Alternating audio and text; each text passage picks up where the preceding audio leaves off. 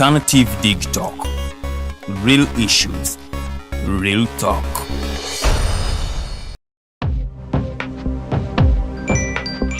Go to the church, though. Tawali man, what's up? Man, can you imagine people just dump everywhere? Someone drinks water and throws the bottle wherever. Come on, Rogers. What else do you expect people to do with an empty bottle? Simanya now, recorder. Do you know that plastics take at least 450 years to decompose? What? That's a long time. Exactly. Because plastics are made out of a lightweight and flexible material that doesn't decompose easily. And plastics everywhere in the environment cause plastic pollution. What is plastic pollution now? It is the accumulation of plastic waste in the environment, like bottles, polythene bags, straws. All of these contribute to plastic pollution. I have been using them without knowing their effect. Yeah, a lot of people have. Plastics are a danger to the ecosystem, both on land and in water. So how can we overcome this problem? Is there something we can do? Oh yes, we can reduce by minimizing the use of plastics, reuse by repurposing them, or recycle by collecting and processing them into new products. Everyone wants to change the world, but no one wants to change themselves for the world. How about we change our habits for the world? And it starts with me and you. This message is brought to you by Alternative Digitalk.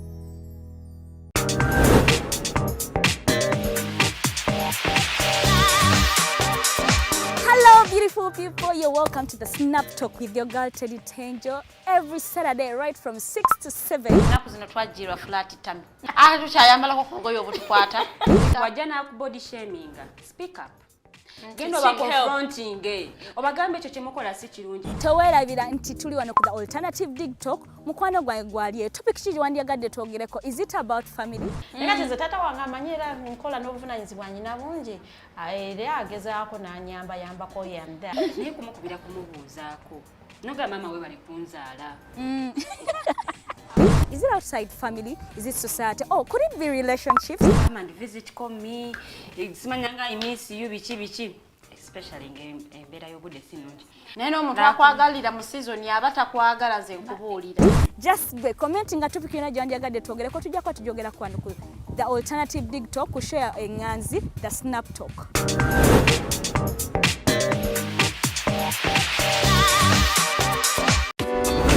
Looking for a pair of shoes? Less Up Stores has a wide range of selection for unisex footwear.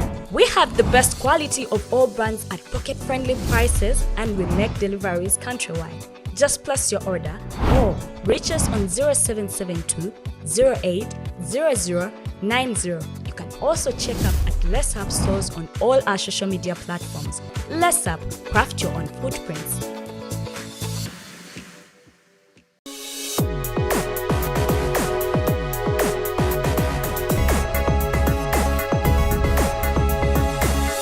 The Alternative Digitalk. Real issues, real talk.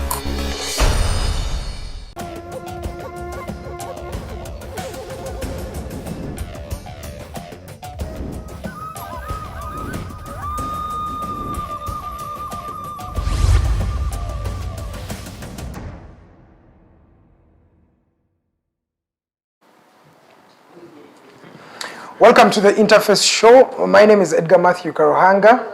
Every Friday we're always here starting from 12 to 2 p.m. A lot of things are happening in the Pearl of Africa, and of course this whole week has been mad with a lot of information on news about the Forum for Democratic Change political party.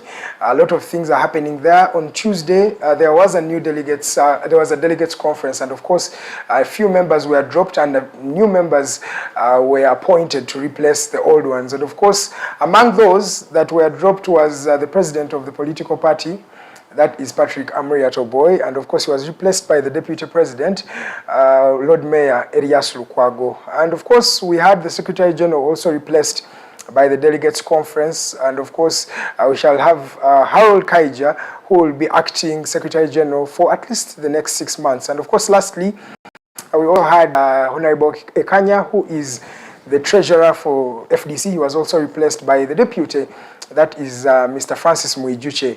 Of course, as this has been happening, the following day we had Patrick Amuriat Oboi, of course, and a few members from the Forum for Democratic Change being nominated as, of course, new members. And we wait the delegates conference that is going to be happening on the 6th of October. That is from the faction that is at Naja Nankumbi. With all this controversy, One name has been constant, and that is Dr. Kizza Besigye. He's constant on the Katonga side, but he's also constant on the Najja Nkumbi side. People are saying that he's still affecting the party, influencing the party, and of course, he's confusing it. What is the true reality behind this? And of course, what do we do? Retired Dr. Kizza Besigye and his Katonga front, they held that delegate conference, but how legal is it?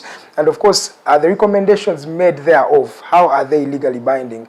I'll be delving into that particular story, but later on, we shall also be talking about issues of climate change and of course, the United Nations General Assembly that is happening in New York right about now. But please share these videos to as many people as you can, to as many WhatsApp groups as you can, because tell each and everybody that retired Colonel Dr. Kizza Besigye is here, a gentleman who is in the middle of all this controversy that is happening at his political party, or a political party that you can say he helped in founding. So ladies and gentlemen, without any further ado, allow me welcome Dr. Kizza Besigye, and of course we shall delve into the conversation right about now. Doctor, you're very welcome to the interface. Thank you very much, Edgar. Always a pleasure to be here at the Digitalk TV. Yes, sir. Very good afternoon, all of you, dear viewers and listeners, wherever you are joining us from. I hope you've had a good week, been well since our last meeting, and indeed, as Edgar has said, a lot has been going on. In the mix of that, a lot has been going on. Of course, there have been some challenges, personal challenges. Some of my colleagues lost dear ones, and I would like to continue to extend my heartfelt condolences. We buried the mom of a dear colleague, Wycliffe Bakandonda, and also another dear colleague, the Honorable Oldman Okello, whose dad passed, and we laid him to rest in Bukedea, in Kachumbala, in Bukedea. And I'm sure all of you must be experiencing some similar challenges, and to all those who have losses, my condolences and sympathy to all of you. And those who are having better times, indeed, I also rejoice with you. Welcome to this weekend's edition of the Interface program. Thank you so much, Doctor. And of course, the privilege is always ours when you come here. And you've come at a time when a lot of things are happening, and you have been in the news all week. Doctor, on Tuesday you met up with delegates from the FDC. You were supposed to meet in Busabala. Unfortunately, police deployed there and you were not able to access the venue. Then you were at Katonga, and you made various resolutions, as I've informed the people, that you dropped the president, the secretary general was also dropped, and of course the treasurer was also dropped. Doctor, many people, there's a side of FDC that believes this was just a meeting of comrades. Was this a meeting of comrades? Of course it was a meeting of comrades, but which comrades also hold official positions within the party and constitute the most important organ of the party. And for a record, I would like to emphasize that there are no factions in organs of the party. We have one national delegates conference as prescribed by the party constitution. There cannot be this faction of a delegates conference and that faction of a delegates conference. A delegates conference is a specific entity prescribed by the party constitution. Who chairs it, who the members of the delegates conference are, what constitutes a quorum for such a meeting to be properly constituted. So these comrades that you talk about that met at Katonga Road hold official positions within the party that make them delegates to the National Delegates Conference, the supreme policy organ of the party. And so there cannot be any other delegates conference that there is this faction or that faction. I've been hearing people say, you know, the faction of Katonga. There are no factions in terms of organs. There is one National Executive Committee, Yes. whose composition is well known. There is one National Council whose composition is well known, and there is one National Delegates Conference. So anybody who suggests that this was not a National Delegates Conference should show why they think so. Because as I've said, the National Delegates Conference is provided for. And once it meets the parameters, the standards for the National Delegates Conference, it has to be respected as the National Delegates Conference. And to my knowledge, indeed, nobody is even attempting to constitute another National Delegates Conference. So there are no factions. That is some concoction or imagination that is being projected wrongly.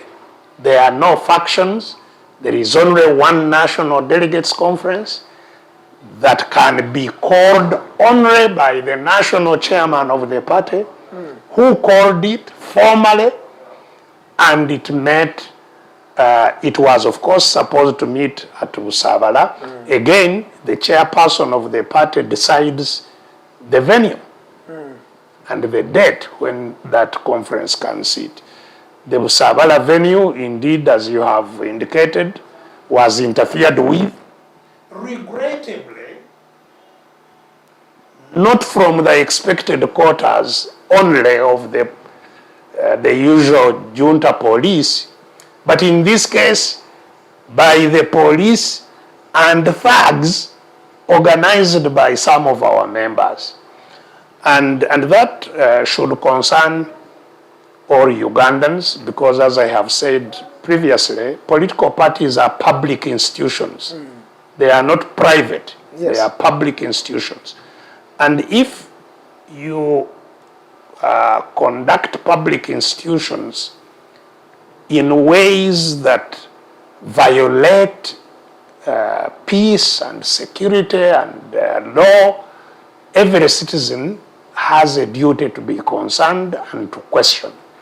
So you must have seen media reports of the thugs that were clearly organized by people who have been,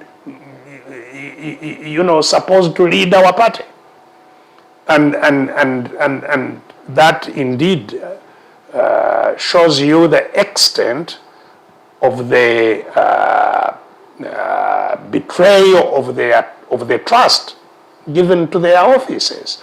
Because you see, if somebody had, for any reason, a disagreement, maybe they are disagreeing with how the delegates conference is organized, maybe they are disagreeing with what the subjects to be discussed at the delegates conferences, they are members of the delegates conference.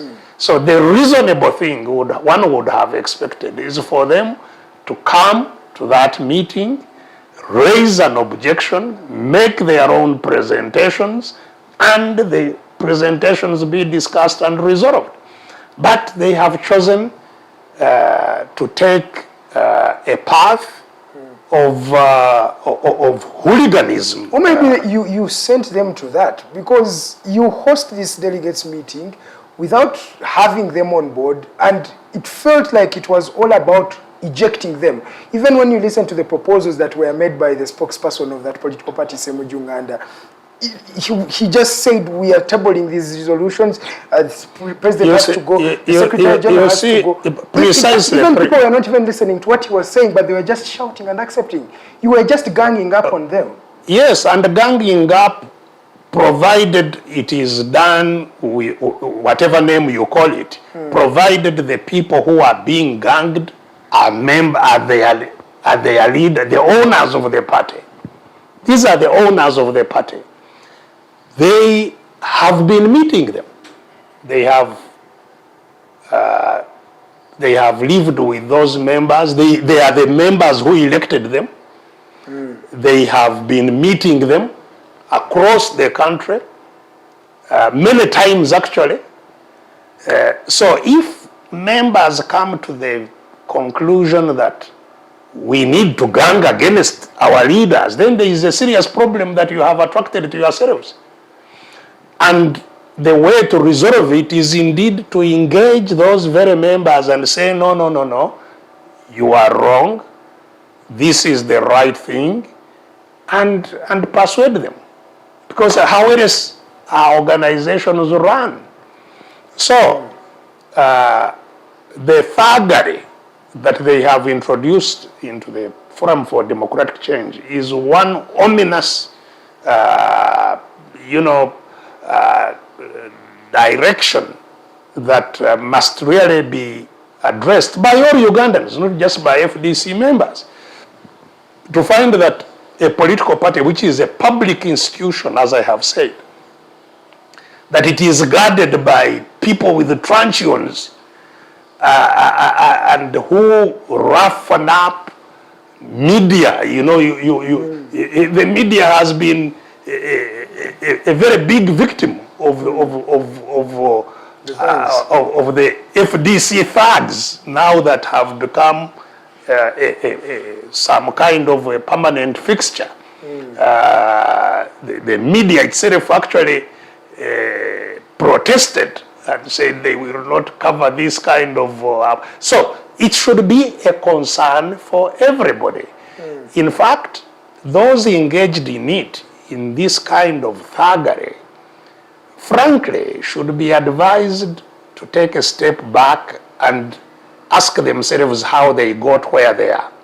The other day I saw my brother, the Honorable Nathan Nandala Mafabi, appear in court. He looked like a mafia don, surrounded by people with the dark shades, with the very mean looking.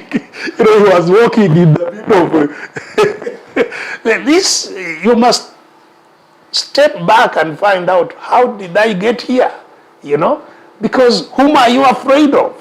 Besigye and his people. Yes, but why isn't Besigye himself afraid of anybody? I walk, did you see me? Have you ever seen me? In spite of the threats, not just from, the threats I would least expect are those from my colleagues. I have a permanent threat from the state itself. But I have never, had to hire, gangs to move with me. So there is something that has gone terribly wrong with our leaders and not our party. You see, there is an unfortunate generalization that because some leaders are behaving in an unacceptable way, that the party is in disarray. The party actually is not in disarray. The party is not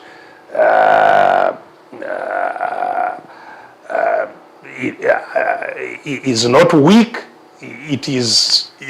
It has very strong foundations. Its grassroots are intact, and indeed it was demonstrated on Tuesday when people came from all over the country without facility. The usual, normally what has become standard is that when there are conferences of that nature, people are given allowances and so on. Transport refund.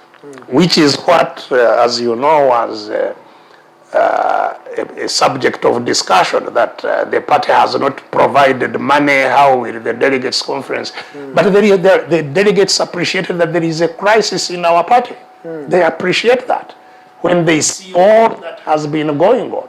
You know, to see the party chairman jump a wall from his own party and other similar scenes. So the delegates came from all over the country, and that is the party. The party is not a building, the party is not a venue, the party are members. So how about the members we saw on yesterday, Najana and Kumbi, the very same members you're talking about? They can't be the very same members.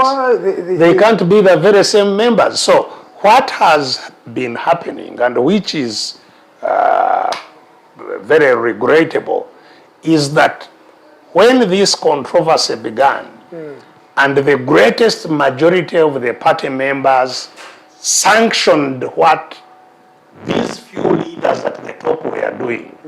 The few leaders at the top, which, as I'm sure you are familiar with the narrative, the few leaders who had been compromised by the state itself through the dirty money, now sought to insulate themselves by creating a new leadership, a new artificial leadership that could then secure them. Just like you see them indeed walking in the forest of hired goons, they sought to now create a hired leadership that could secure them in their guilt, in their mistakes. And so I am sure you, being in the media, must have seen the very troubling reports by the media regarding elections that never were.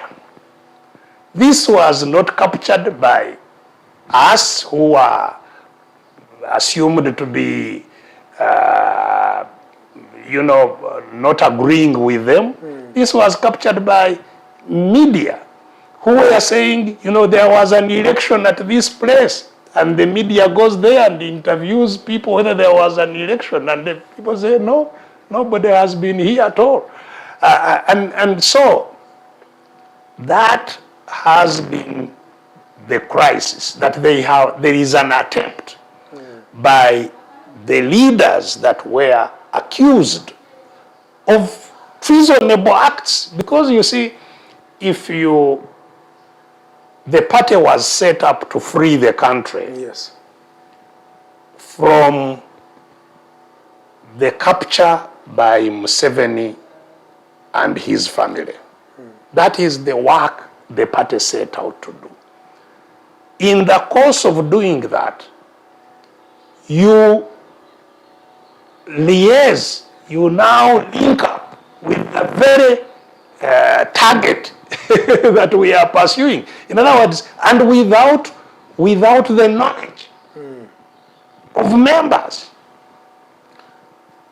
So basically, you are betraying your own members, and that is what started this controversy. So now, as I have said, in order to protect themselves against the membership of the party that were annoyed once they learned of all these things, they set out to create an artificial leadership and held fake elections, what they were calling elections, because our structures begin in the village, and you are free, anybody is free to go to any village in Uganda and find out whether actually FDC elections took place. FDC is not a briefcase party. FDC is not a young party. Well, it's young to some extent, but not very young. We are nearly 2 decades. we have had and been recognized nationally and internationally for having smooth, transparent, credible internal elections. Exactly. All these years. That has been something you boast of. Yes, yes, and for a good reason, because they are covered by the media at all stages, they are transparent, and the outcome is acceptable to all. So, for one to now find yourself in the situation which they have put the party in, where there are, cries all over the country. They are not cries orchestrated by anybody. They are cries orchestrated by the wrong actions of those entrusted with the leadership of the party. That they have held elections while not. You have had even voices of very recognizable people allocating seats, clips that have been recorded. We are making you the secretary, you will be the mobilizer. That's not how FDC has ever been organized. In fact, the reason for the formation of FDC is totally against that kind of behavior and democratic behavior. So this is nothing short of subversion of the objectives and practices of the party. Yes, Doctor. And the party members, fortunately, have reason to say this will not happen on our watch. They have done that, and you ousted these people from their positions. But so what? Because they are no longer in office, according to you, but they are still in offices. They still hold those offices. The powers, the ones that you ejected on Tuesday, the Mafabis, they still have the office. So you see, just doing banter what I suspect that question, where it comes from, and it's an important point to elucidate, to flash a light on. It comes from the rather poor understanding of what power is and what legitimacy is. You can hold an office, you can call yourself anything, provided the people you are supposed to lead don't recognize you as such. You are not. So you can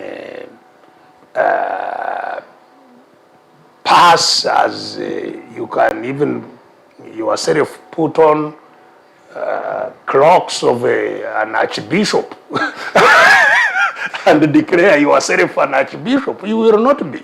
It doesn't make you one. But if, for example, the clergy and the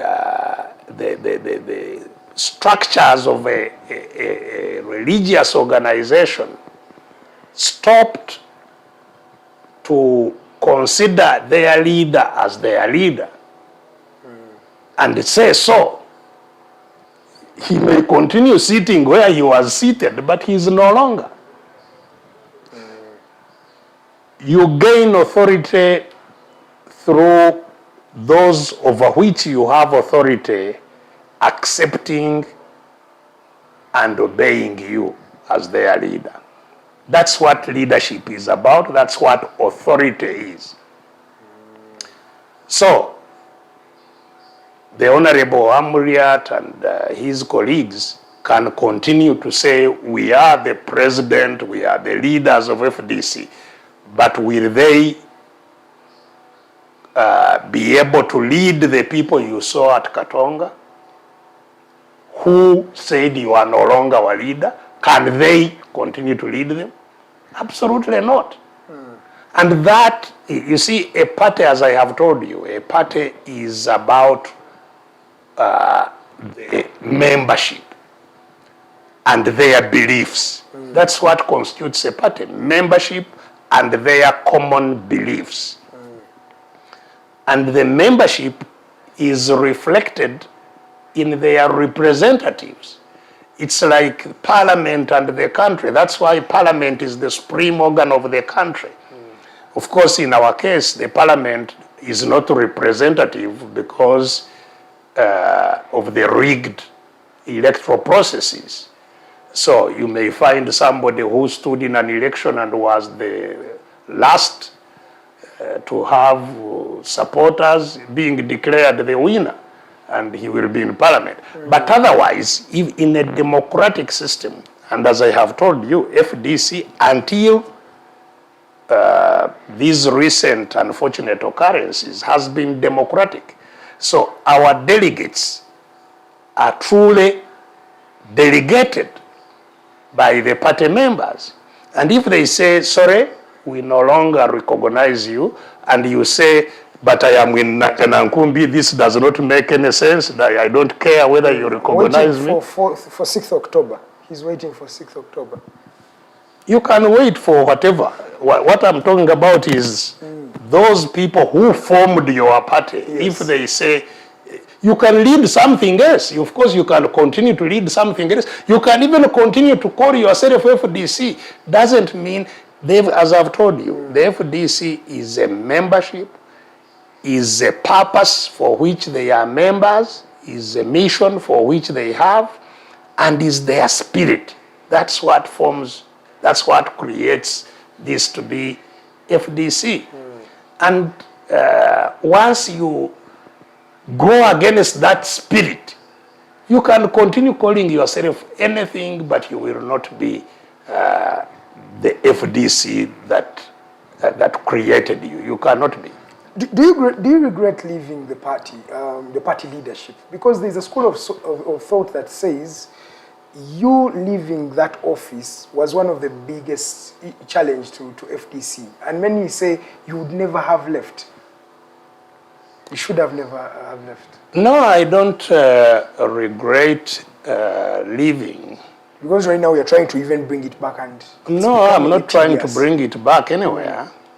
And I don't regret leaving. You see, again, there is some kind of a misunderstanding about the role and importance of political parties at this stage.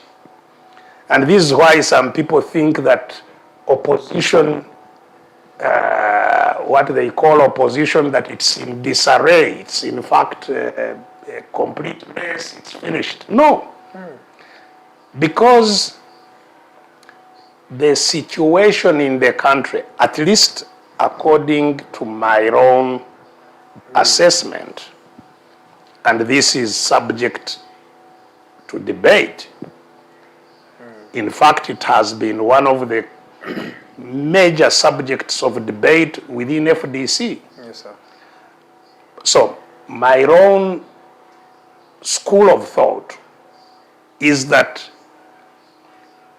the level of state capture in Uganda does not give opportunity for political parties to function as political parties, as democratic institutions, that they can contest for power and get power to implement their policies. That, according to the level of state capture, does not happen.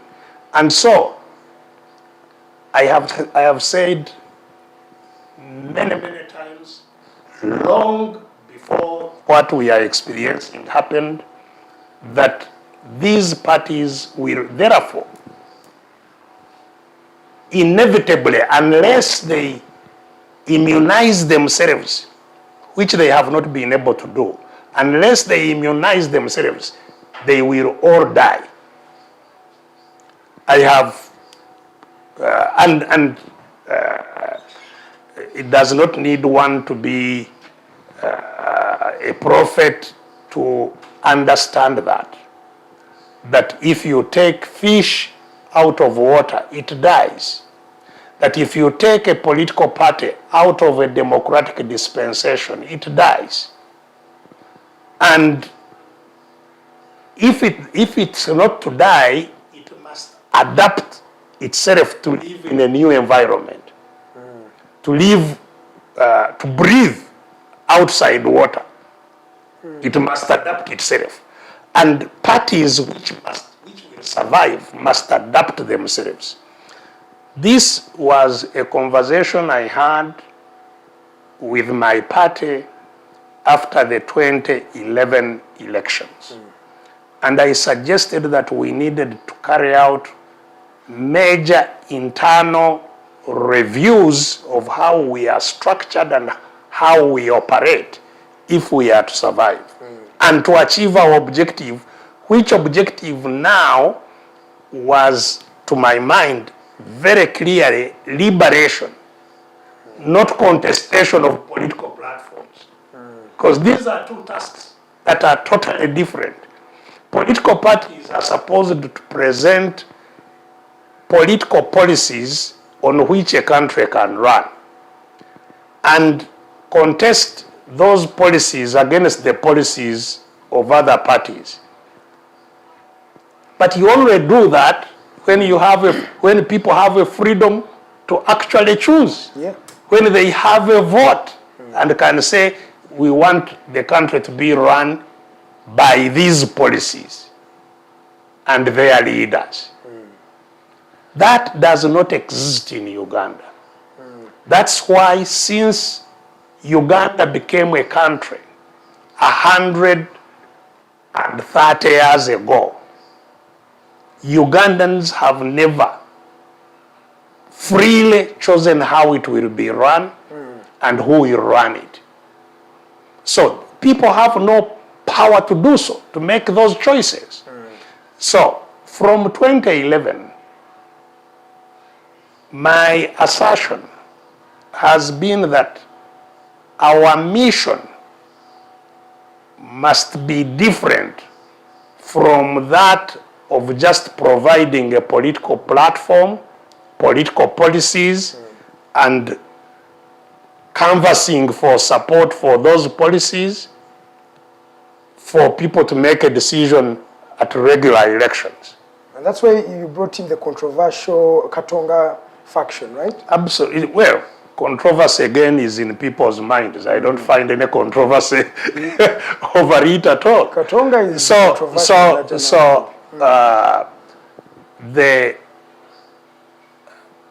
view which I expressed to the party that we need to organize ourselves differently, focus our mission differently, my view was a minority view.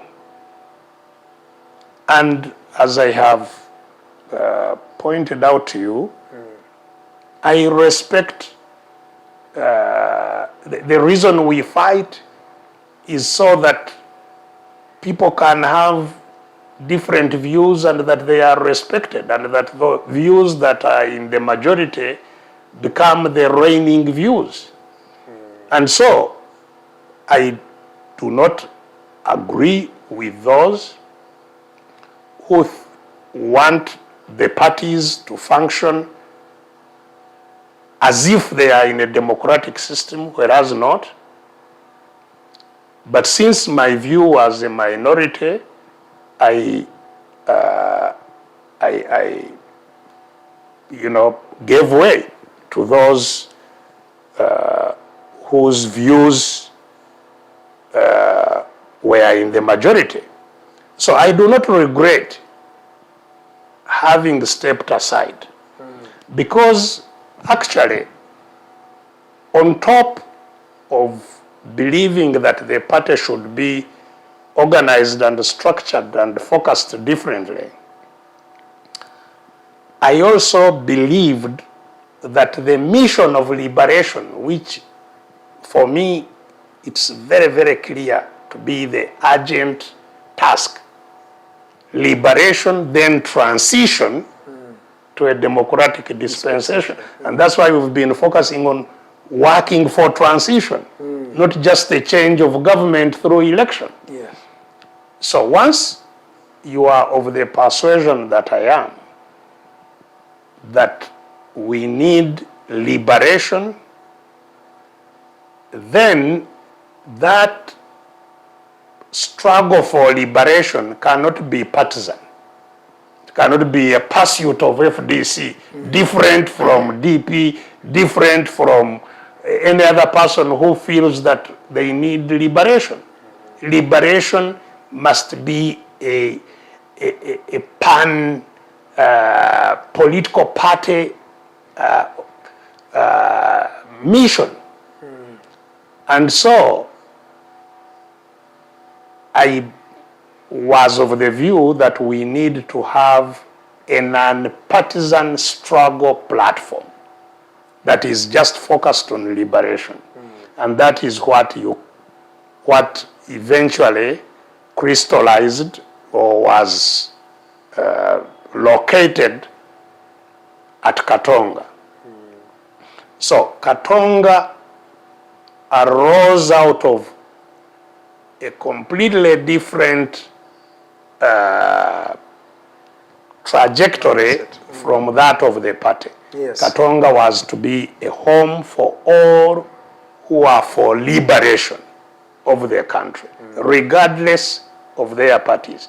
Certainly, including and possibly, majorly, including those from the Forum for Democratic Change who equally viewed the liberation process as being the cardinal element of our struggle now.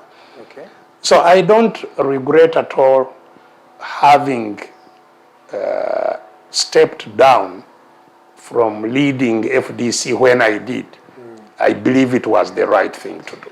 Thank you so much, Doctor. We're still with retired Colonel Dr. Kizza Besigye at just 41 minutes past 12 midday. My name is Edgar Matthew Karuhanga. Doctor, back to FDC.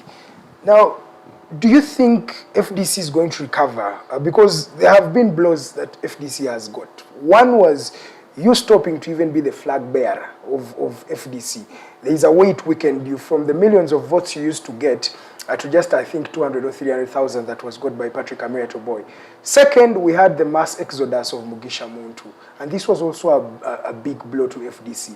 Now there is this, and I think personally, this is my personal opinion, is that it will culminate into another faction leaving FDC at a time like this, when even your, what we call your, I feel your honor is no longer something that people value as FDC. We can no longer trust FDC to be the party that set out to bring democratization back to Uganda.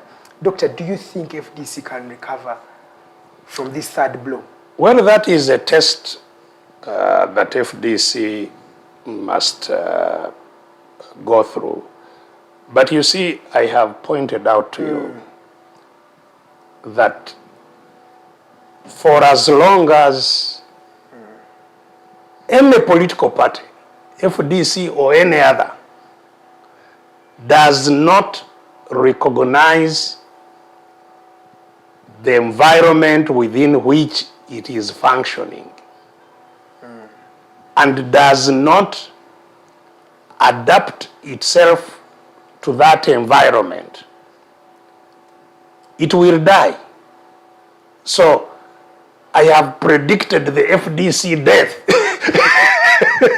regrettably, way back, that all these parties will die provided they don't make the right adaptations. So, the onus is on the party members to either make the right adaptations or the party will die, indeed. I am, however, not one to think that the death of these parties means a major setback for the struggle. It doesn't. I completely separate the dynamics of liberation from the fortunes of political parties. I have pointed out to you that the driver for liberation is the discontent of the people who live in captivity. That's the driver for liberation. The greatest majority of those discontented don't even have parties. The young people who are roaming the streets hungry, without any hope, they are not bothered what is happening in Katonga or in any of these parties. They simply want a country that makes sense to them. And they may not know what has driven them to the edge of existence. We need to, those who know what has happened to cause the disaster in which they are, have a duty to make sense to them that your disaster came from this point. This is what you need to do to free yourself from this disaster. So, the liberation struggle, even in the midst of all this confusion in FDC, in DP, in UPC, all these parties, the liberation struggle is making progress. That's one thing which some people who are not discerning well the dynamics of the politics in the country may lose.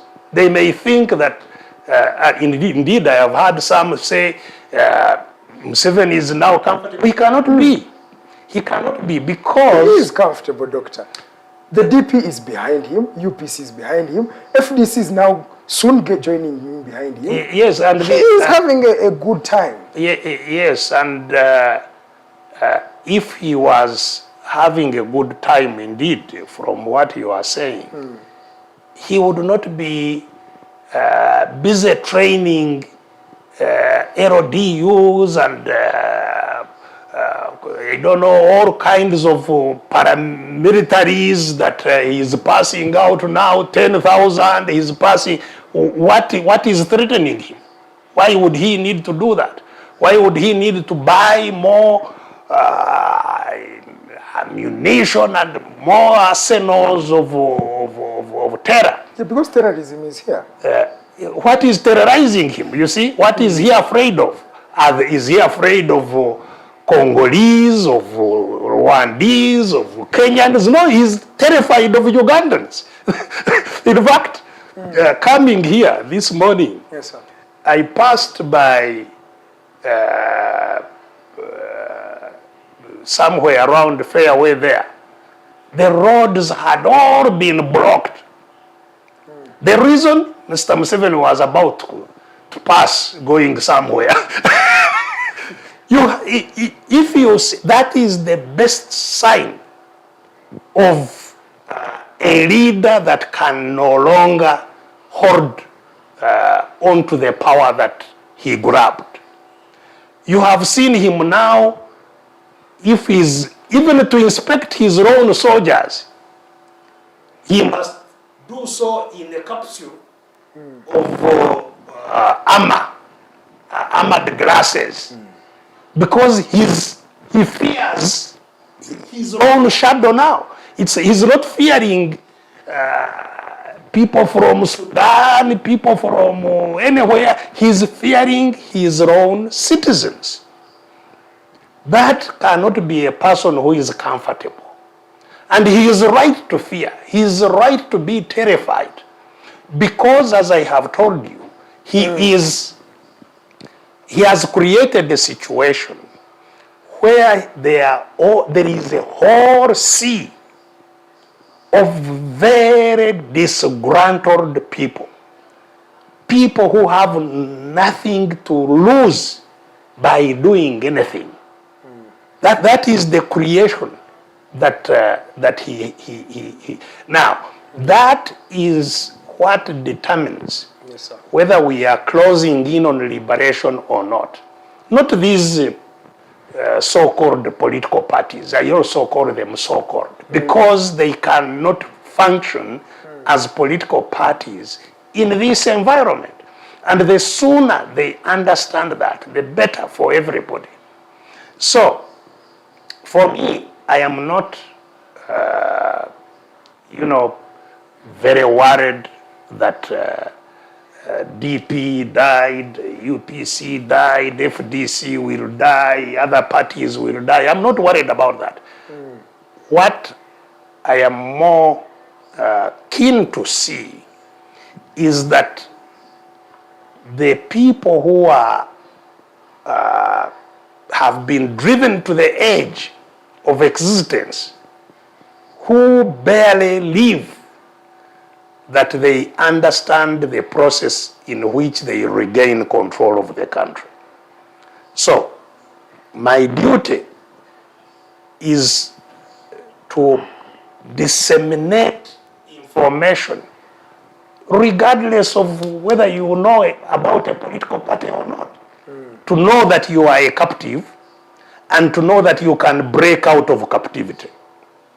That's the main information that we must disseminate. How can you organize them to break out of captivity? And the organization we need is not a partisan organization. No, it's an organization of people who want freedom. Regardless of political parties. Once we get the freedom, which we shall, by the grace of God, soon, then the transition kicks in. That's when we start talking about the political parties now. Yes, in the transition, there must be now institutionalization. And amidst the processes of institutionalization is the building of the political infrastructure that includes political parties. Because political parties will now have freedom. They will have they'll have the space to organize, to popularize their views and so on, with a view to contesting for power. You see, I am rather frustrated because on the one hand, if you ask all these party leaders, they tell you that Mr. Museveni indeed captured all power. He's the one who is exercising all power. But on the other hand, they seem to suggest that they can get that power from him by asking the people from whom he captured power to give them the power before they get it from Museveni. So it's a contradiction in terms. It's drama. And I think that drama, as you call it, or contradiction, is coming to a head. What we are witnessing in all this is that we are coming to a head where people will now say, yes, this is what we need to do. I think that is approaching. So I am more optimistic about liberation, even in the midst of misfortunes that are going on with the political parties. Doctor, you sound like you are motivating the public by trying to downplay the opposition downfall. Aren't you just doing motivation to just tell people we are getting there? It feels like you're being a motivational speaker now. No, but I am doing so with evidence. Because I've told you the situation in which Museveni is today. You are not contesting it. That he is the most terrified character that is moving around. Very terrifying. You would call it terrified. No. I mean, nobody can dispute. When the security threat increases, of course, yes, but security so the security threat has increased to a terrific level. Security threat from who? From his citizens. That is indisputable. Yes. That's where he is now. He's in a box. He's boxed himself into a cage. He's caged himself even before we cage him. He now lives in a capsule. He can no longer influence what happens in the economy. He has no capacity. So, you see the fuel pump, you know? These days it's a bit high. It's not just a bit, it's on the march. Because the economy is out of his hands. You see? Yes, sir. And it can only get worse. The budget which he has been using to create all this confusion cannot be funded by the people because everybody is on the wall. Nobody buys, so no taxes. These are contradictions he cannot run away from. So if I say he is in a very weak position, it's not to try and inspire anybody. It's a reality that I am showing by what is observable by everybody. And on the other hand, the anger in the population from being deprived is not something that, again, one needs to labor about. And that anger is not just in the ordinary population, even actually in the security, military institutions. That anger exists, the deprivation, people who have nowhere to sleep, have nowhere to get health care, have nowhere to send their children to schools, that frustration is countrywide.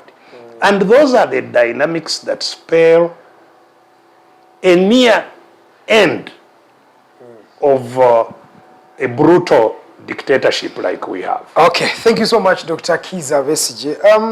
When we come back from the break, I want us to also look at this Katonga faction of yours. You say it was set out to liberate and democratize the country or bring back the power of Ugandans. But then the people you are with, they look like they want political offices. You have the Lord Mayor. He's already Lord Mayor. We have Honorable Semujunganda and the rest of the members there. It still looks like your call is for, let's save Uganda.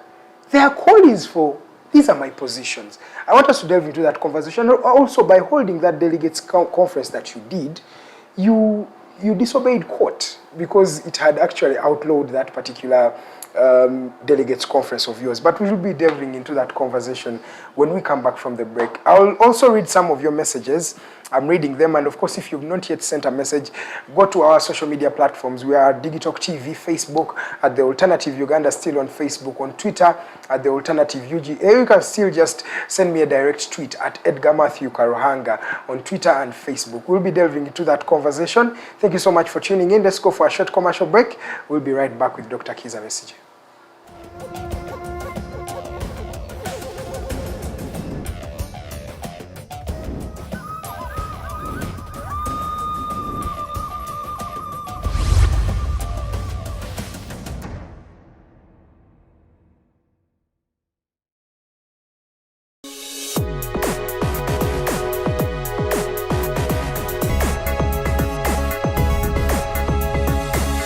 The Alternative Digitalk. Real issues, real talk. Are you craving for that special meal that will entice your taste buds and leave you with lasting thrilling memories? Look no further. Spice Island Bulenga has got your answer. Natural, fresh and delicious juice, the best meals. Don't miss our daily specials from Monday to Sunday. Pizza Wednesday, Saturday Pizza Bonanza, you buy one and take two. Come dine with us and feel the experience. We are located at Prime Shopping Center in Bulenga, Mitiana Road. For inquiries, call us on 0704111720. Spice Island, we treat your cravings.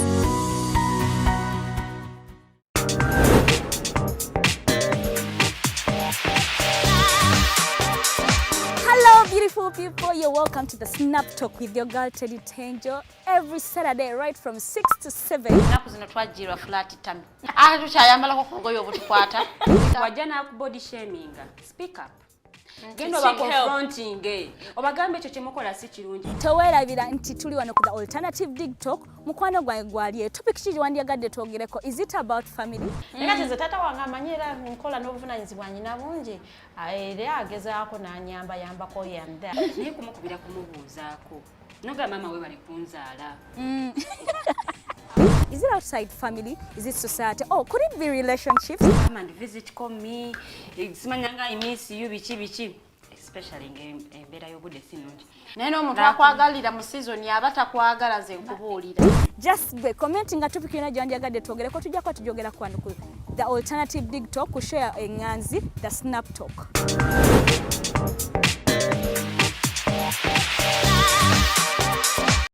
Hi Rogers, can I ask you something? Shoot. What does corruption mean? Well, summarily, corruption is abuse of public power for personal gain or for the benefit of a group to which one owes allegiance. For example, when a public office is abused by an official accepting or soliciting a bribe. By the way, private people can be corrupt too, like bribing police officers to escape fines. Okay. So exactly how does that concern me? Well, do you pay taxes? I guess, yeah. What does that have to do with this? Everything. Because those taxes you pay are supposed to facilitate services you use, like water, electricity, roads construction, medicines in hospitals, name it. Okay, that is much bigger than I thought. But it can be stopped, right? Well, yes it can. Although it may not be as easy as it sounds. And here is the reason why. Corruption roots are grounded in our country's social, political, economic, bureaucratic traditions and policies. So, what has kept it going this long? I mean, why don't we stop it? Well, the main reason why it has been here for so long is because institutions are weak, either as a result of poorly defined ethical standards of public service, weak administrative and financial systems, or ineffective watchdog agencies. What can we do to stop it? At a national level, we must focus on strengthening the independence and effectiveness of public institutions that fight corruption. At a personal level, we must commit to never giving a bribe. I promise I'll never give a bribe. Well, that's a great decision you have made. Me and you now have to spread this message to all our friends. If we all do our part, corruption will be no more. This message is brought to you by Alternative Digitalk. Looking for a pair of shoes? Let's Hub Stores.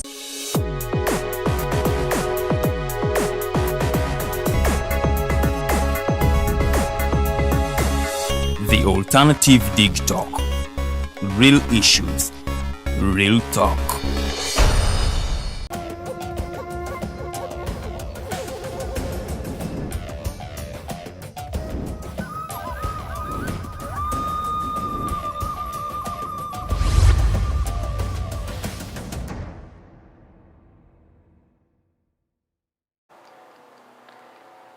Three minutes past 1 p.m.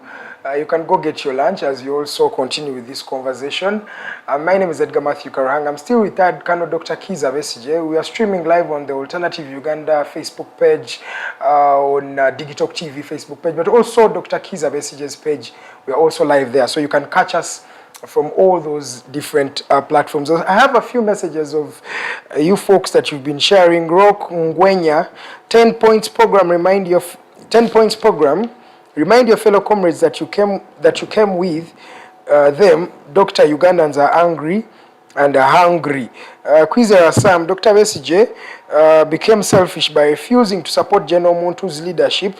thinking that Amuriat shall be his handbag, not knowing that the wise men came from the east biblically. The money issue has no truth because he failed to adduce evidence.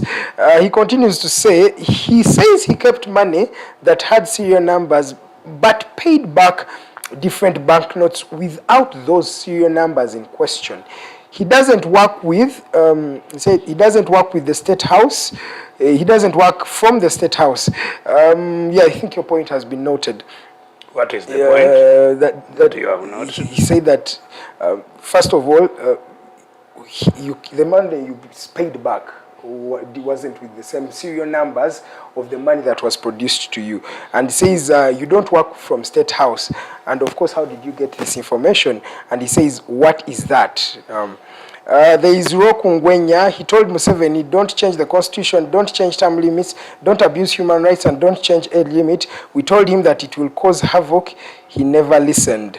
I think these people are just trying to take each other on our page. But let me also read a few of those comments that you sent. There is also, let me see, Nelly Kemusi, may respect Dr. Kizza Besigye, sound work, okay, I'm waiting for you, my president, Kano Besigye. You've proved yourself over time that you are an exceptional leader. Thank you for superbly leading us in difficult times. We found ourselves in unfortunately shameful situation triggered by poor leadership at the helm of the party. FDC to be led by Nathan Nandala Mafabi and Oboi Amuriat is disgraceful. Riho Joseph, thank you so much for your message. Isebakama Milton, you say, I recall Mugisha Muntu's words, time is the best friend to everyone who is seated in this room. Time shall come, we shall know the moles and non-moles. Nandala and his group are moles who brought them. Yeah, are moles who brought them, question mark. Polly, thank you so much. FDC Siraj, welcome, thank you. Then Yiga Owens, this should be a lesson to all political parties. Please check and strengthen your constitutions, otherwise all political parties are going to face the same, not until Museveni leaves power. Dr. Kizza Besigye just talked about that. There is Iga, isn't it very expensive to buy individuals in different political parties by several than delivering services to communities? I think Mr. President can answer that. Birunji Francis, is there any means for a new president to take over the headquarters at Naja? Yeah, and that brings me to a question of how will this Katonga faction liberate Naja? Because it feels like it is under siege, according to them. I can answer Daniel, but what I know is all political parties are after removing Mr. Museveni, and it's not yet done. Then why someone accessing one that he or she is overstaying on overflowing the dictator? You, Mr. Nandara, and your colleagues, we want Uganda free from Mr. Museveni and his family, but not fighting Dr. Besigye. Please, please, please help us. I'll just end with Ryan because of time. My advice is that FDC members from Naja Nankumbi and Katonga should hold a closed meeting and discuss their issues without media. Also story to both sides, and the party move rather than pinpointing each other. Otherwise, at the end, FDC will be like DP and UPC. I think, Doctor, you reached out privately before all this information came into the media. So it was unavoidable for us to get the information of what was happening there. But I'll be reading your messages subsequently as we continue with the program. Doctor, let's start with the gentleman who mentioned something about serial numbers and of course, how you get to know this information at the end of the day. Well, regrettably, maybe the money that was kept with me by the Honorable Nandala is no longer with me. So the nature in which it was is now a subject of speculation. Maybe the best thing would have been for me to indeed hold on to it and to then present it in the same form that it was when it was given to me. I can definitely say that at the time it was given to me, I made it known to the Honorable Nandala that I would not keep it personally because my own home was not secure. And so the people with whom I kept it, I did not specify that it must be kept in the same form or in the same notes,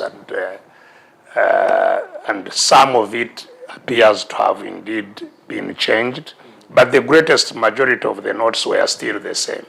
That I know for a fact.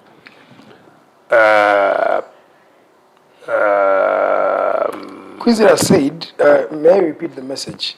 He says, Dr. Besigye became selfish by refusing to support General Monto's leadership, thinking that Engineer Amuriat shall be his handbag.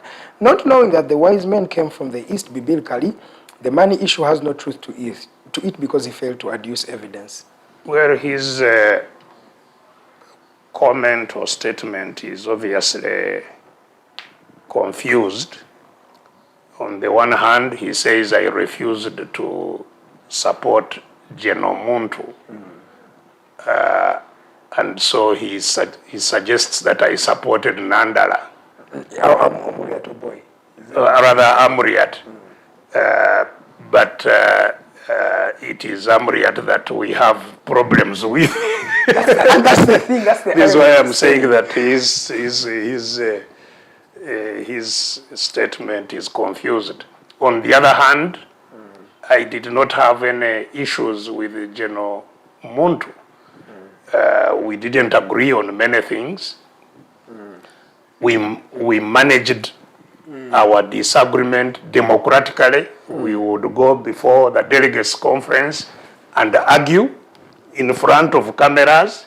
He would present his own point of view and how he thinks we shall succeed. I would present mine, and the delegates would choose which side they support, and whichever side was supported, the one which was not supported did not cause problems. He supported the majority. So that is how democracy should function. It's not about agreeing on anything. This is why I am very concerned about the man he calls a wise man from the East, because I have had Amuriat during this controversy claim that I have tried to impose some things on him which he rejected, and that's how or why I am opposing what they are doing. That is very disingenuous, because if there was any imposition I was making on him, he should have made it known to the party organs. He has never called NEC to tell them that there are certain things I would want him to do that he is not prepared to do. He has never, we have had 2 National Council meetings only recently. He has never been before the National Council and say, by the way, this man wants me to do certain things which I don't believe in. He has never.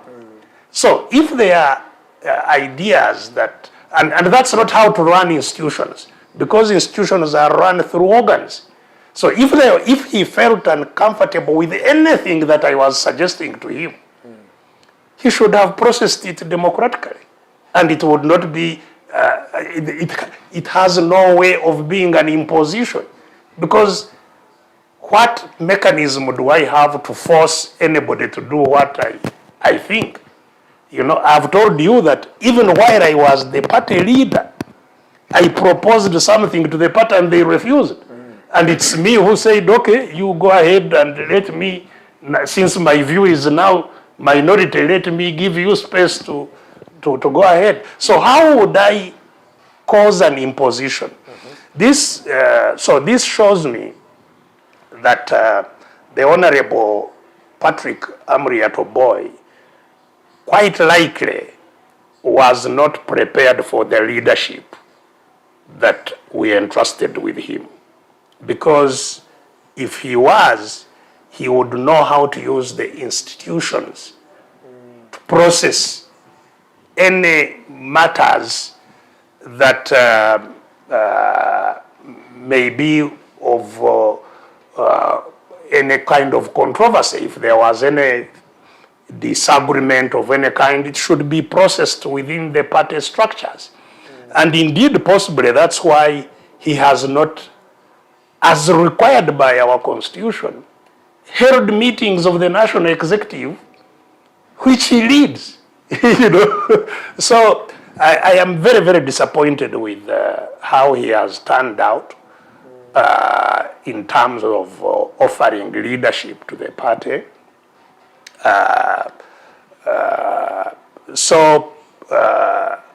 Yes, I disagreed with General Muntu, but our disagreement was managed institutionally. We debated, we took votes, and whichever side had majority, that majority view continued. That's how institutions run, you know? You don't bring goons to sort out political controversies, you know, but tranchions and all kinds of marijuana and buy marijuana to, you know, this is horrifying, you know, to say the least, that how these brothers of ours have turned out, how they ended up in the middle of goons as a means of solving political problems in the party is totally unknown to me. But it must certainly be. I wouldn't like to be associated with it. Certainly not, because that's why we set out to fight the Museveni dictatorship itself, the one who uses force and brutality and so on to manage political matters. Now, there was somebody who raised a legitimate question about Museveni's buying of leaders instead of buying services for the population. That is why he has ended up in the capsule, which I was telling you. Because his focus has been how he stays in power at the expense of anything else. So he has been spending not on the welfare of the country, of his people. He has been spending simply to see how to buy, to force his way to remain in the State House.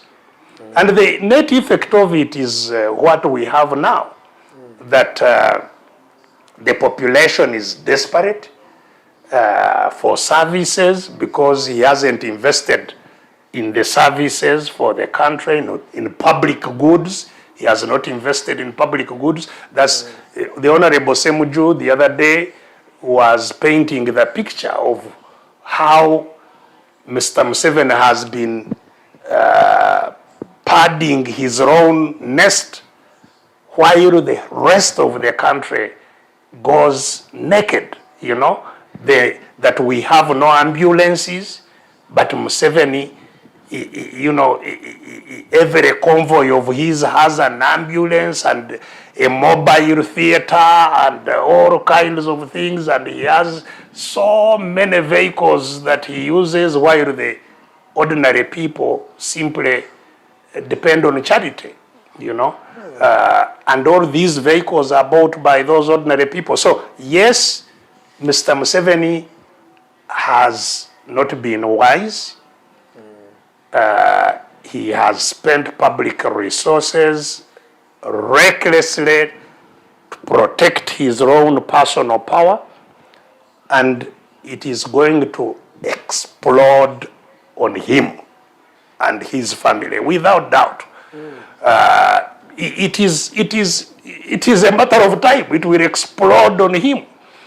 because as I have said, the anger is brewing. You know, some years ago, I talked about a tsunami, and people have been saying, where is the tsunami?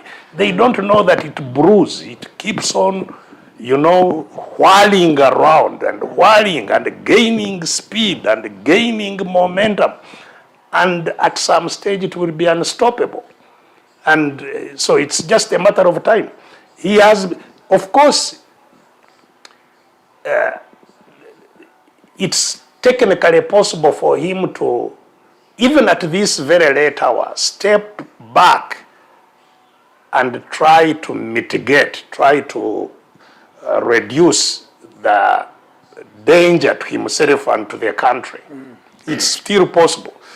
The trouble is that he has no capacity now to reflect.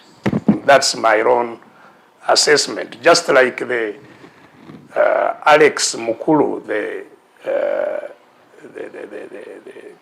playwright, wrote the 30 Years of Bananas, where he depicted all leaders to have lost their ears. Museveni apparently, even by the time he went to watch Mukulu's play, it seems he had already lost his ears. Otherwise, hopefully that play would have, you know, started some thought in him. But I think even by that time, he could no longer hear. So I don't expect him to change course. So unfortunately, it has to be taken out by force. It seems to be now the disastrous end that he's waiting for. Okay. There was somebody who raised an issue of why don't we, you know, meet in a closed meeting and reduce on the public spat that is going on. You see, for me, I have no problems with the public discourse like there is. If it was managed in a civil way, what frustrates me, which seems to be largely related to the peasant culture that dominates our population, you know, which is a culture of removing clothes and and showing the other people the back. And to some extent it has worked. With some people it did work, and it's a record. I don't want to go into those details. You know, that is the peasant culture, you know, and exposing teeth.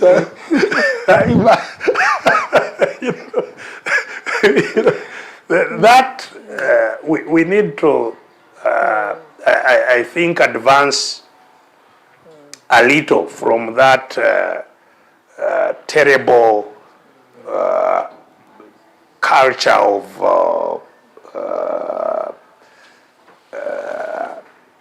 you know, expressing disagreement in a disagreeable way. We can disagree in a civil way.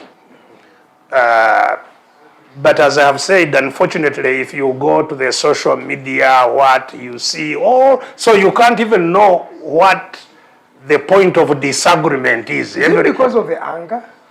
No, I think it is the peasant culture that I am talking about. Okay. Because even if you are not happy with something, you can reason. You can reason systematically against it. One does not sort of see that. And associated with that peasant culture is also the ethnicization of disagreement.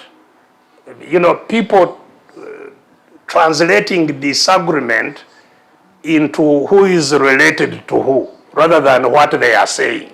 Yeah. So even in this, one of the very regrettable turn of events in the FDC controversy has been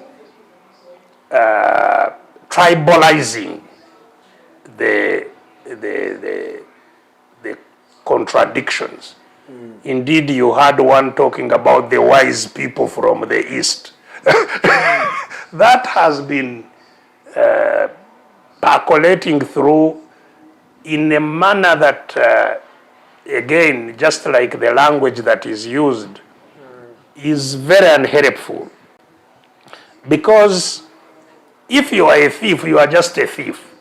Whether you are from my family, whether you are from a Muzungu family, whether you are just a thief, period. But here we still have this is my thief. It plays a lot, the ethnicization of mischief, of crime, of wrongdoing. Still plays a lot amongst the psyche of peasants. Again, this has a lot to do with mindset. Yes, low level of organization in which most of our communities are still trapped. You see everything in terms of your close community, your narrow community, rather than looking at the broad public good. And this is, of course, it has serious implications all around, including, for example, you were talking about environment. I have been having a lot of trouble with my neighbors in Kasangati because there is no public disposal of garbage. Yeah. So people tie garbage in Buvera and throw it at their neighbors. They don't appreciate, their mind is tied into just this is my place. As long as I get it out of my place, it doesn't matter what happens to the neighbor where I throw it. Yes. And that petty mind is what we must really educate and lift ourselves out of, so that we start appreciating the common good rather than just the good around yourself, that it's not sustainable to focus on just improving your own good without taking care of the common good. It plays out including in the environment and so on. And so that is something that I think we need to comment about, not just in the FDC saga, but in all public discourse, people who throw all kinds of insults at each other rather than reasoning in a civil way and arguing and seeking to see who has a point and who doesn't. Exactly. As they say, when fools, people argue like fools across each other, you can't tell who is the fool, who is not. It's very difficult to tell a difference. So I hope that our members, certainly those who associate with me in any form or manner, I would highly discourage the use of insults towards anyone. We faced this even before in arguments between FDC and NUP. There was a lot of, insults traded which again I called out. I think it's unbecoming, it's wrong, it has no place in civil society, in civilized society, and we must discourage it. We must dissociate ourselves with people who go on public platforms, on social media platforms, and trade insults of all kinds of, in all kinds of disgraceful ways. Okay. And that is coming through in FDC. I hope you've learned something or two. Do not shout, do not abuse, just improve the quality of your debate. It's just that simple. Doctor, I want us to delve into the question I was asking before the break of the people who you are surrounding yourself with, the people who you're thinking you're going to liberate the country with, or at least you have an idea of working with them. These people are in political offices, and it doesn't seem like they are going to cease wanting those particular offices. Don't you think you're just putting, new wine in an old bottle? You see, people are free to aspire to all kinds of things. And in associating, associations are associations of very complex individuals. So even as we are in a liberation struggle, it doesn't stop people going to the mosque to pray and to offer leadership in the church, and, or to be involved in a civil society organization which seeks to achieve certain objectives and play a role there. And similarly, in political parties, people can go and play roles in political parties. But what is critical is, in any association, is what is our mission? What is our message? What are we saying? How are we organized to achieve that mission, that objective? And to that extent, the struggle platform has been very clear that our mission is to undertake, first of all, a process of widening consciousness, awakening the population to their situation of captivity, that we drum that message to show them how their situation has been caused by their lack of power in their country, by their lack of control in the country. Yes, so the first thing is mobilization and information dissemination. Secondly, yes, is to build competencies within this captive society of how to organize to resist the captivity.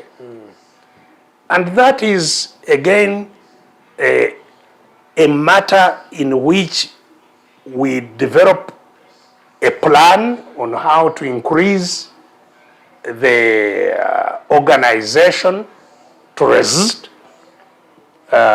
We build networks of leaders across all kinds of societies, and that is what is critical in this process. And finally, of course, we then build actions that weaken those who hold the country hostage. So, which is why we call it activism. So these active citizens then can actively resist, either refuse to cooperate with those who are holding the country hostage, or take actions against them. And the people you are talking about with whom we are associated in Katonga are committed to that, regardless of what else their interests are, whether in the churches, whether in the political parties, whether, as long as we are associating on the struggle platform, this is our agenda. So the two are not contradictory at all.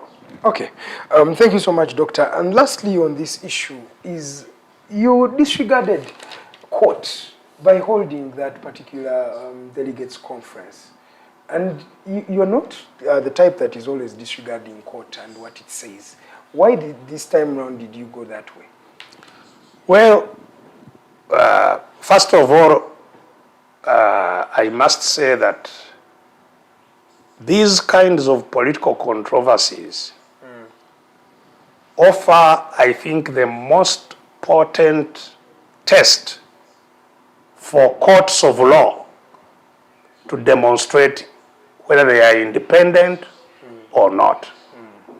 When they are dealing with ordinary cases of crime, ordinary civil cases of people having debts or what, their test of independence is not a subject.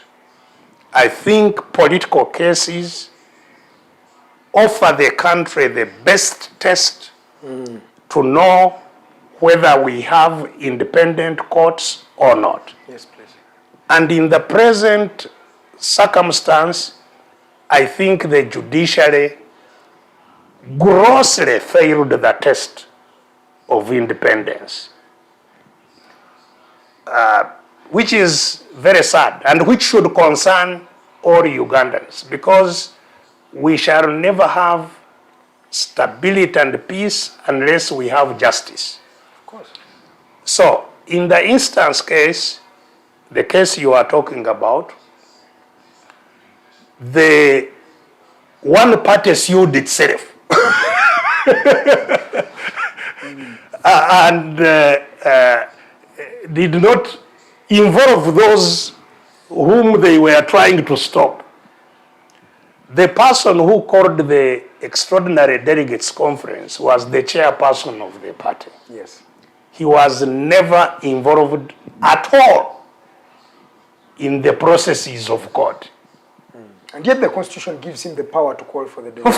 Of course. And he called it publicly, issued a notice in the media, but he was never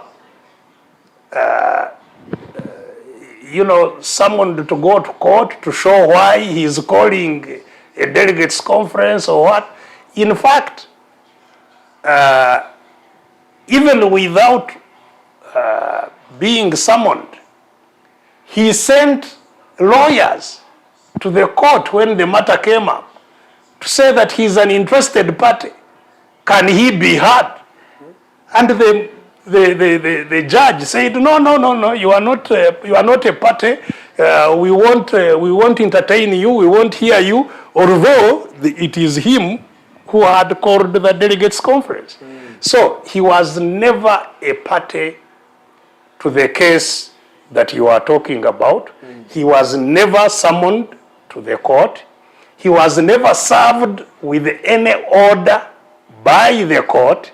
So there was absolutely no reason for him to stop the meeting that he had legally called, that he had power to call and preside over. And that's why he went ahead with the meeting and presided over it. And indeed, the meeting happened, the delegates came, and resolutions were made. And for all party members, those resolutions are valid and have an effect. So two things here. First is the hopelessly compromised independence of the courts of law that was demonstrated in this case. You know, that the courts were used to subvert justice very openly. Very openly. And in fact, I heard some people saying that they were going to file a formal complaint, at least to register the kind of disgraceful way in which the courts behaved in this case, that they were going to file a formal complaint to the person who oversees the functioning of courts, the principal judge. And I hope that they go ahead and indeed file that complaint. So that is one aspect, that you have a failed test of independence of the judiciary. But secondly, it has to be understood that politics is not run by courts. Politics is not run by,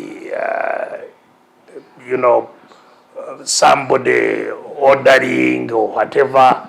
Politics is a free association of people who then espouse political objective and pursue it. And you can even prescribe, you can proscribe, you can ban parties.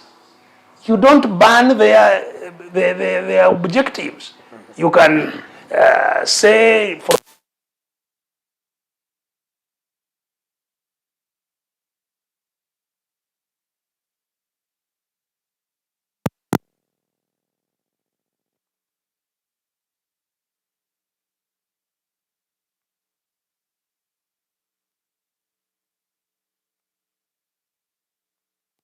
same thing as religion. You can ban religion. It's faith.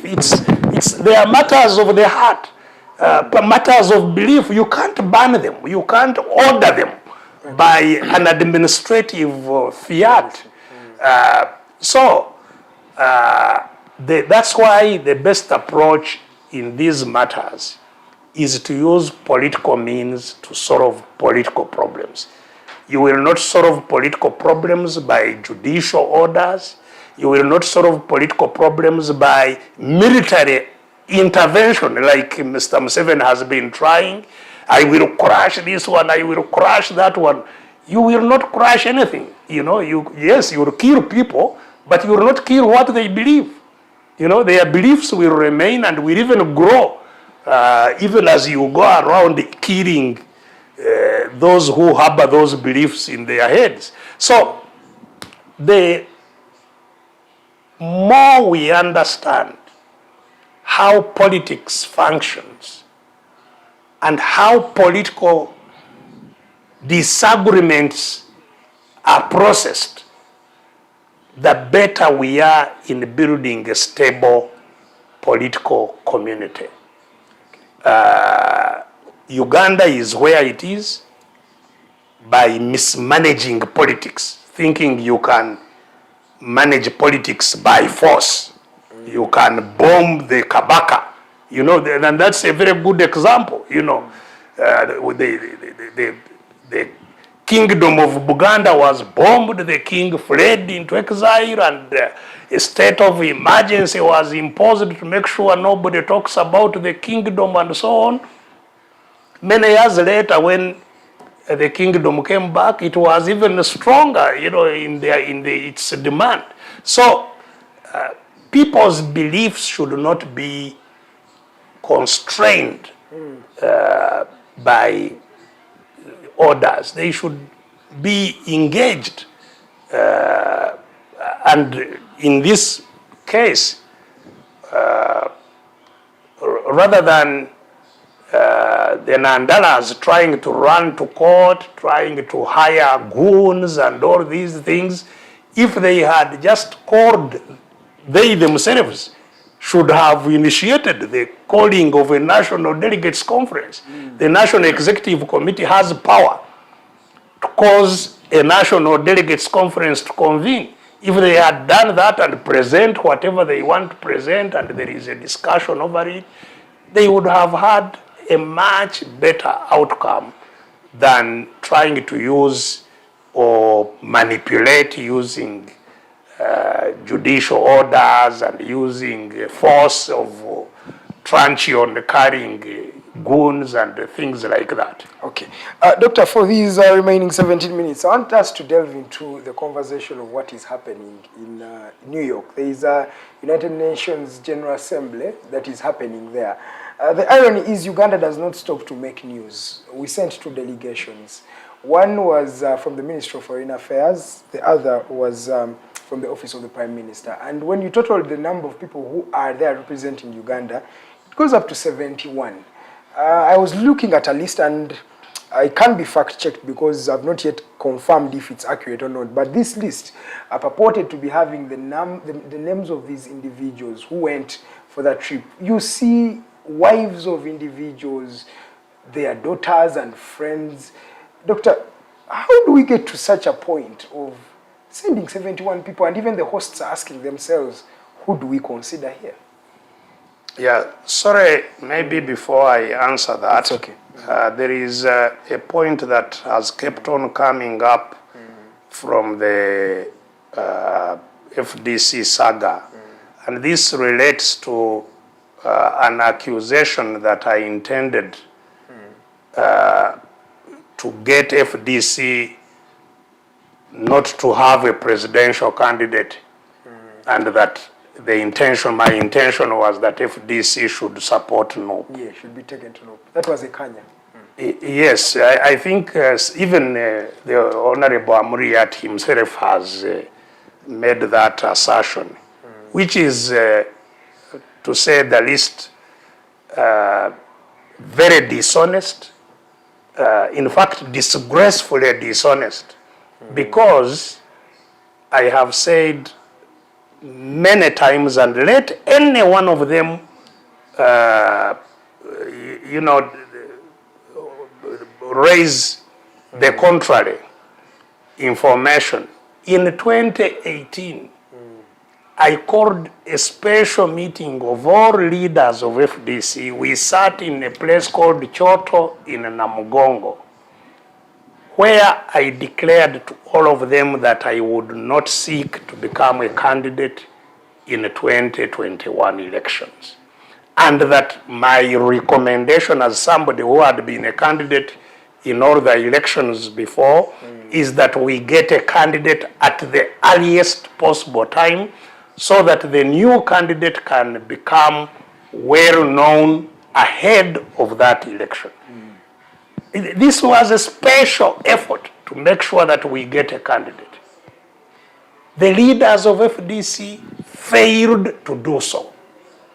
And that failure they must own. It is catastrophic that they failed to get to lay in place processes to select a candidate, even after I had categorically indicated to them that I would not be available myself, and that it was necessary to have an early selection of a leader.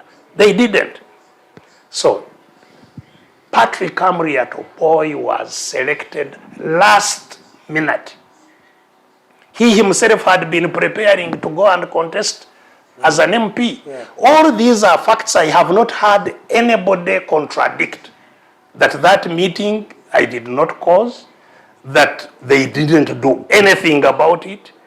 So what happened, yes, sir, eventually after failing to have a candidate, after choosing a candidate last minute, they did not have money for that candidate. And that accusation they put on me that I failed now to raise money for this last minute candidate that would take quite a lot of time to popularize, especially externally where we normally raise money from. So what I advised, which is what has been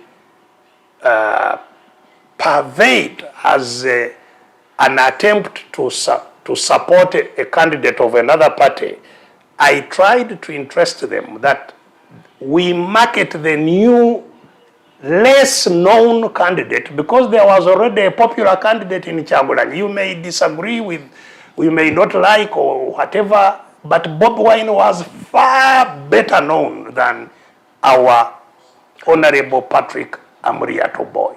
Of course, he was known much more for music than politics, but better known nonetheless. Yes. And so, and had started now the political championing for candidacy well before our own candidate. Exactly. So what I was advocating was that we should market our candidate together with the NOP candidate as pro-change candidates rather than as rivals in the election. It would not help at all to look for support for our candidate to rival the candidate of NUP. We would do well to look for support for both candidates to rival the Museveni candidature, which we wanted to end both of us. And this was as early as 2018? Oh. The meeting in which I asked them to select a candidate was in 2018. I'm talking about the one of championing two. This was now after Amuriat had become a candidate, which was 2020 towards the nomination of candidates. So it is not true that I convinced FDC not to have a candidate. Rather, what I tried to do was to convince FDC to package their belated candidate together with the candidate of NUP as pro-change candidates. That's what is now being manipulated in the manner that they want to deceive our FDC members, that we did not want FDC to have a candidate. FDC failed on its own to select a candidate in time. Okay. Nobody stopped it. But you also I requested it to do so. It failed. And that is a failure which must be carried very distinctly by our party leaders. But you also refused to join Oboi on his campaign. Yes, and I have explained why. But what I'm explaining now is how we arrived at a place where Oboi was a candidate and how they lacked support for the candidature and how we wanted to market Oboi. Certainly, it's not true that I did not want a candidate. I was failed by our party, which failed to select a candidate. And that failure must be carried by the party leaders. The Honorable Amuriat, the Honorable Nandala, his Secretary General, and indeed the entire executive. Okay. Now, coming back to your question. Just like 5 minutes. Yes, briefly. You see, we now have really a free-fall type of government here in Uganda. I believe Mr. Museveni is hardly in control of what is going on. The list you are seeing on your screen is the list of delegates who are representing Uganda. Yes.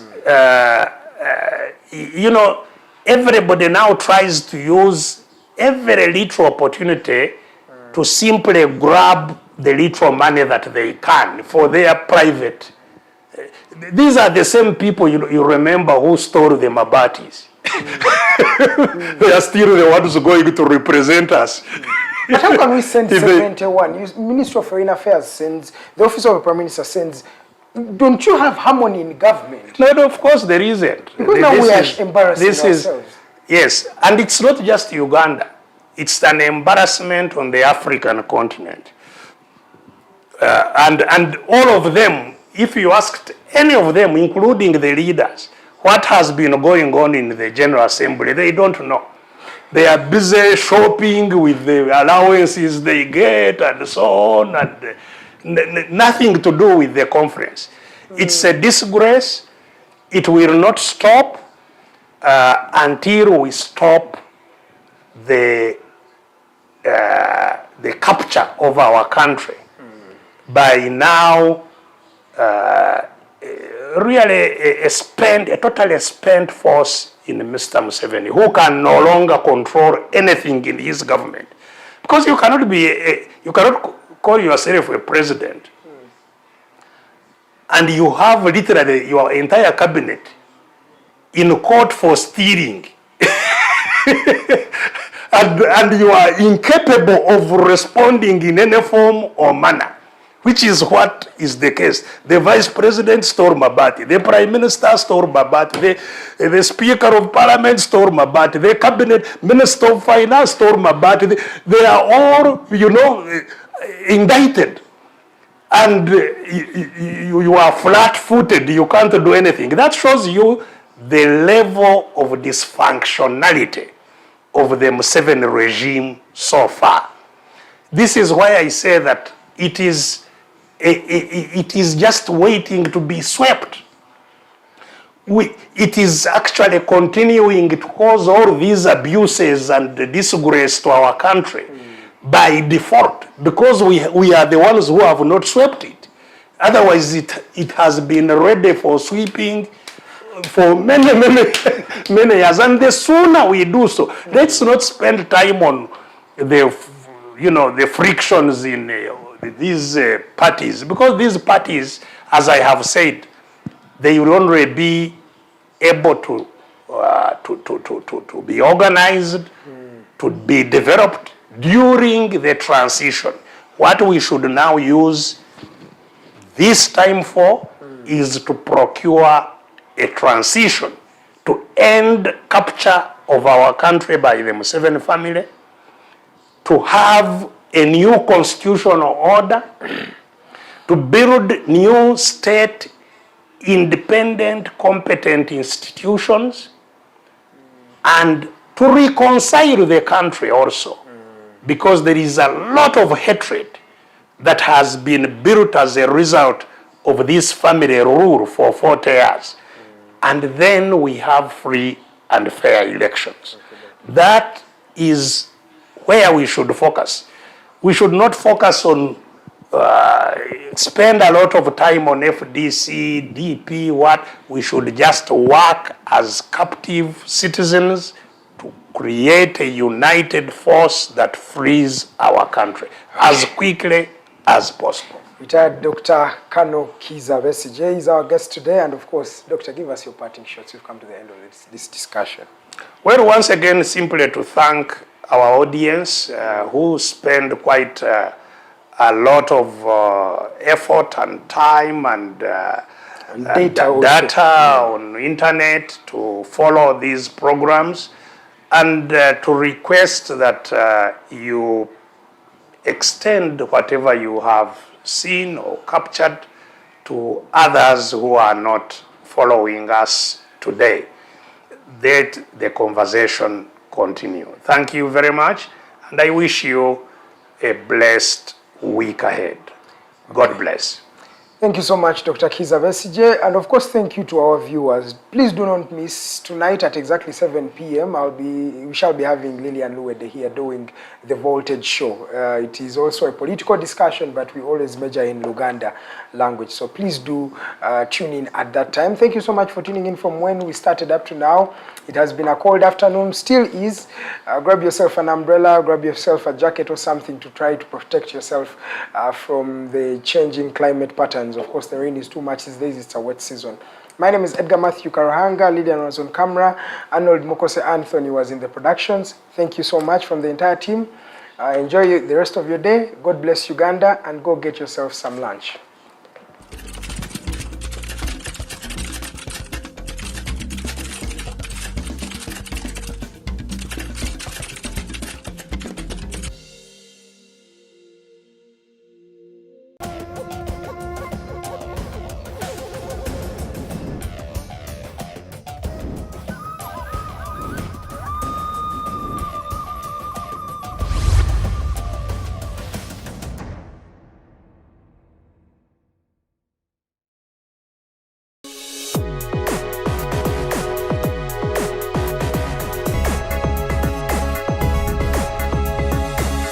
The Alternative Digitalk.